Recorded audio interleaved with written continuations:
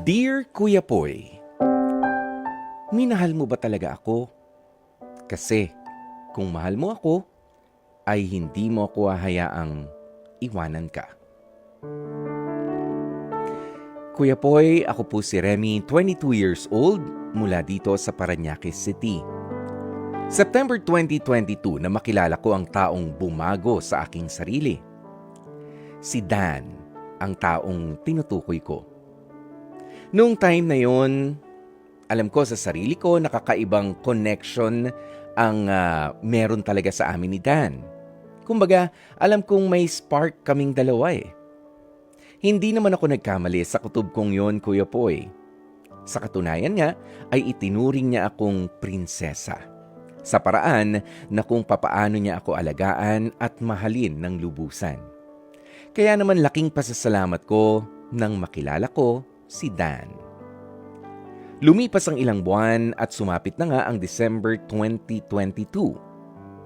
Akalain mo, Kuya Poy, naging opisyal na ang relasyon namin ni Dan. Healthy naman ang pagsasama namin ng boyfriend ko.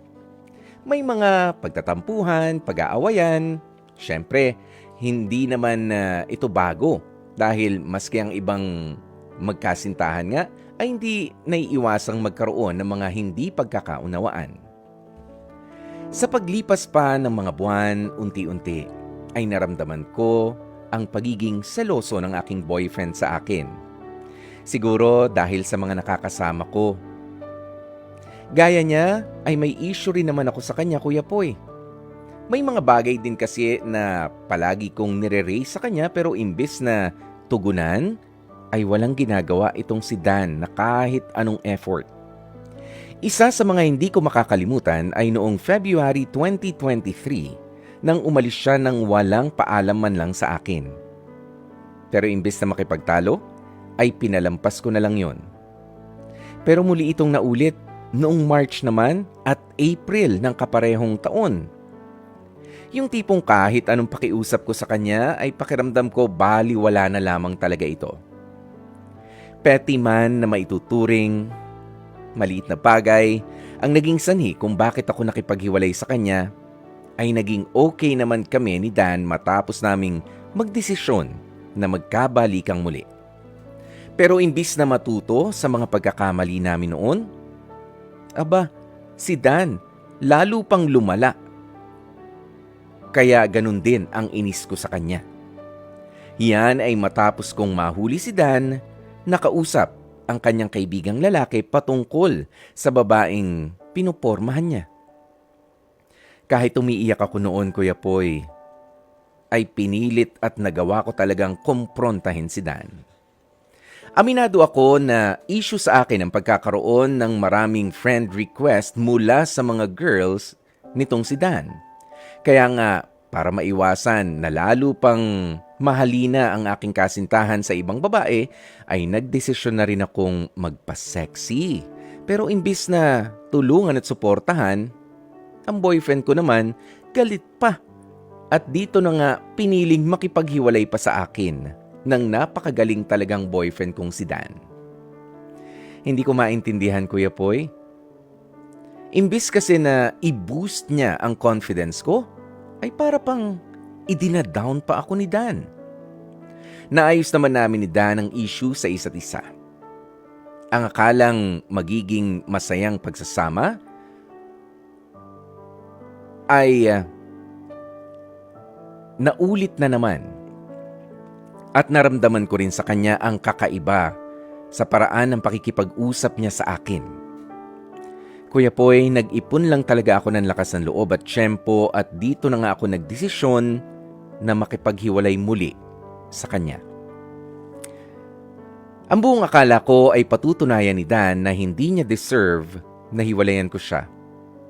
Masakit man ang desisyong ito pero ang mas lalong napakasakit sa akin, Kuya Poy, ay hindi man lang niya ako sinubukang kausapin o hindi man lang niya sinubukang makipag-ayos.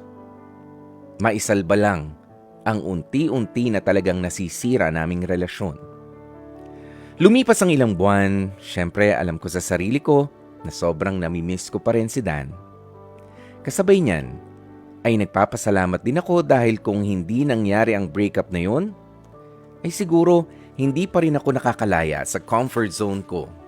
Idagdag pa ang pag-overthink ko na malala sa aming relasyon ng ex kong si Dan. Medyo magulo man ang storya ko dahil sa ilang beses na hiwalayan namin ng ex-boyfriend ko ay umaasa ako na sana nagkaroon kayo ng kaunting aral sa kwentong ipinadala ko sa inyong programa.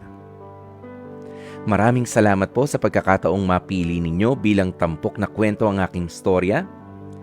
Kung hindi naman nakakahiya, ay gusto ko sanang i-request ang awiting Dilaw ni Maki dahil every time na naririnig ko ang kantang yan, ay nababawasan ang lungkot ko dahil naalala ko ang mga masasayang nakaraan namin ng ex ko na si Dan.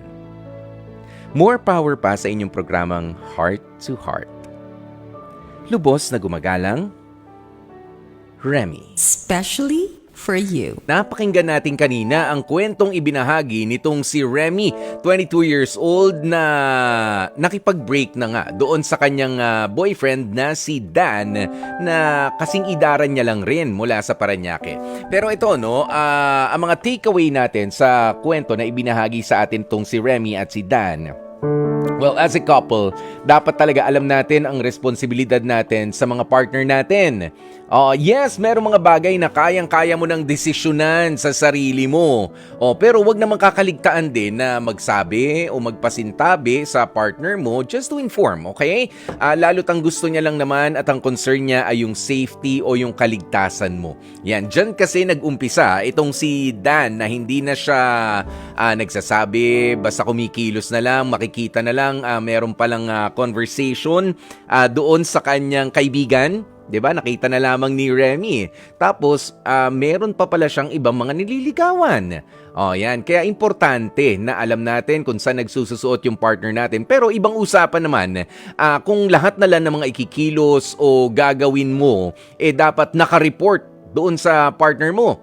Oo, yan yung nakakasakal na. Yan naman yung wag nating gagawin dahil yan po yung mga malilinaw na tanda talaga ng immaturity and insecurity sa relationship. Yan yung toxic yan. Kapag ganyan, nakakalaso niyan sa isang relationship. Well, dito sa relationship na meron o nagkaroon sina Remy at si Dan, okay lang yan. 'Di ba? Naghamon ka ng break nung una. Sige, parehas kayo nagtrabaho na sige, make ourselves better. 'Yun ang akala mo pero ikaw pala Remy lang ang gusto na ma-save pa yung relationship ninyo while si Dan hindi pa talaga siya ready. 'Di ba? Hindi pa siya ready. Talagang medyo immature pa kung paano niya i-handle ang relationship ninyo. After all, mga bata pa naman kayo, okay? Ayan, pero sa mga ganitong klase ng mga experience sa relationship, sabi ko nga ay okay lang yan, you smile, it's not the end of the world.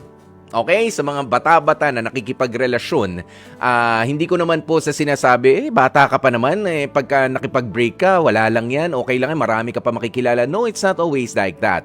Legit yun legit naman. Totoo naman yung relationship na nagkaroon kayo, si Remy at si Dan, pero dapat alam mo na legit din na dapat natututo kayo sa mga lessons about commitment.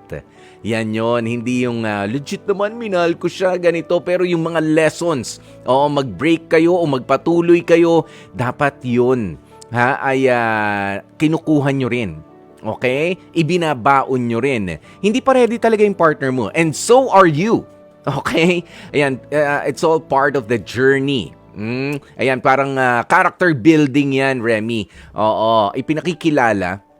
Ito ang sometimes we fail to realize this, pero ipinakikilala ng mga failure mo sa relationship kung sino ka talaga, kung ano ang kaya mong mai-offer sa isang relationship at kung hanggang saan ang mga limits mo.